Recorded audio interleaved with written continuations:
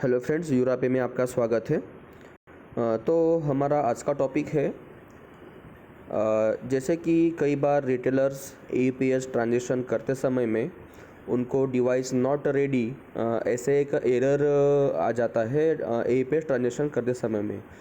तो सबसे पहले रिटेलर्स ने ये समझ लेना है कि ये कोई एरर्स नहीं है। वो अपने जो रिटेलर्स होते हैं वो उनका जो बायोमेट्रिक डिवाइस होता है प्रॉपरली वो कनेक्टेड ना होने की वजह से वो एईपीएस ट्रांजेक्शन के करते टाइम पे वो ऐसा एक एरर शो करता है। तो सबसे पहले ये समझ लीजिए कि वो आपकी जो बायोमेट्रिक मशीन है वो ठीक से अटैच है या नहीं है। आरडी सर्विसेज जो भी प्ले स्टोर से डाउनलोड करना होता है एक पर्टिकुलर बायोमेट्रिक मशीन का, वो भी उन्हें डाउनलोड करना है। कई बार क्या होता है, हमारे पास में मार्को होता है और नेक्स्ट टाइम में एईपीएस वाला ट्रांजेक्शन करते समय में हम मंत्रा का डिवाइस लगा देते हैं। तो ऐसे कई बार रिटेलर्स के पास में 2 से 3 डिवाइस होने के वजह से उनके तीनों डिवाइस या फिर दोनों डिवाइस उनके पास में अगर है तो सारी के सारी डिवाइस कभी कभी उनके आरडी सर्विसेज वगैरह या फिर ड्राइवर्स वगैरह इंस्टॉल नहीं होते हैं। कई बार वो एक ही डिवाइस का उपयोग करते हुए एक आध बार वो दूसरे डिवाइस का उपयोग कर लेते हैं। तो वो टाइमिंग में उनके पास में वो आरडी सर्विस का इंस्टॉल नहीं होता है प्ले स्टोर से, तो उनको याद नहीं होता है या फिर वो इंस्टॉल करना भूल जाते हैं। तो इसके वजह से ये सारी चीज़ें होती है। तो मैं आपको स्टेप बाय स्टेप बता देता हूँ कि क्या क्या होना ज़रूरी है। कई बार मोबाइल में भी सेटिंग होती है, जो बायोमेट्रिक डिवाइस होता है उसमें तो डायरेक्टली यूएसबी आता है, ओटीजी लगाना पड़ता है मोबाइल को, और वो ओटीजी लगाने के बाद में भी डायरेक्टली डिवाइस अटैच नहीं होता, फिजिकली कनेक्टिविटी नहीं आती मोबाइल के साथ में। तो कई बार मोबाइल के सेटिंग में जाके ओटीजी का जो ऑप्शन रहता है वो भी ऑन करना होता है। हालांकि कई बार नहीं, मैक्सिमम सारे रिटेलर्स आरडी सर्विस तो डाउनलोड करते हैं, उसके अलावा तो चलता ही नहीं है। बट कई बार हम क्या करते हैं, जो ओटीजी केबल के साथ में अटैच करके एईपीएस ट्रांजेक्शन करने की कोशिश करते हैं। तो कई बार मतलब जो मोबाइल की एक सेटिंग होती है ओटीजी करके, उसको वो अपने को ऑन करना पड़ता है।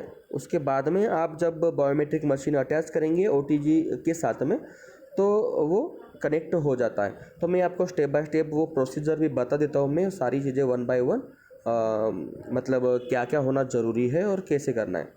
तो सबसे पहले आपको ऊपर सेटिंग में आ जाना है। यहाँ पे आपको एक सेटिंग का ऑप्शन मिल जाता है। यहाँ पे सर्च में आप डालेंगे ओटीजी, तो यहाँ पे ओटीजी कनेक्शन का एक ऑप्शन आ जाता है। कई बार बहुत सारे मोबाइल में ऑटोमेटिकली मशीन ओटीजी कनेक्शन के साथ में कनेक्ट हो जाती है, बट कोई मोबाइल के साथ में ये ओटीजी कनेक्शन का एक ऑप्शन अनेबल करने का भी फंक्शन होता है, तो वो अनेबल करना बहुत ज़रूरी है।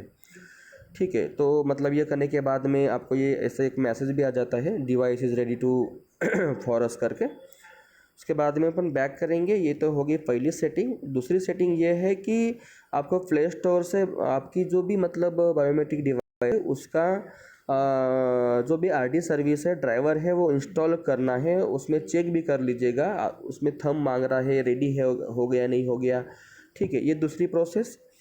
और तीसरी प्रोसेस ये है कि जब आप एईपीएस पे आते हो, एईपीएस पे आने के बाद में आपको जो डेली एथेंटिकेशन पूछता है 2FA वाला, वो एईपीएस पे क्लिक करने के बाद में मोबाइल पे आपको ऑटोमेटिकली शो करेगा, तो वो भी करना है।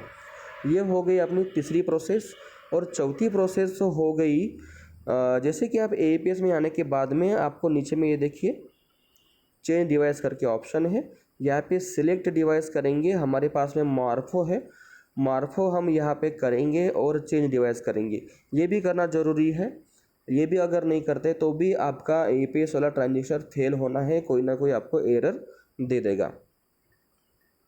ठीक है, तो इस प्रकार से आपको सेटिंग करना है। तो आपको जब एईपीएस रिगार्डिंग जो भी ट्रांजेक्शन करेंगे और जो ज़्यादा से ज़्यादा रिटेलर्स भाई बोल रहे, स्क्रीनशॉट भेज रहे हमें या फिर कंप्लेंट आ रही है, वो बोल रहे कि एईपीएस ट्रांजेक्शन नॉट अलाउ या फिर फेल हो रहे हैं, रेडी नहीं है वो सर्विसेज, उसमें प्रॉब्लम्स है, दिक्कतें चल रही है, तो ऐसा कोई नहीं है। आप ये अपने अकॉर्डिंग ही आपको चेक करना है कि वो सारी चीज़ें ओके है, कि नहीं है, उसके बाद में ही वो AEPS वाला ट्रांजेक्शन आपको करना है।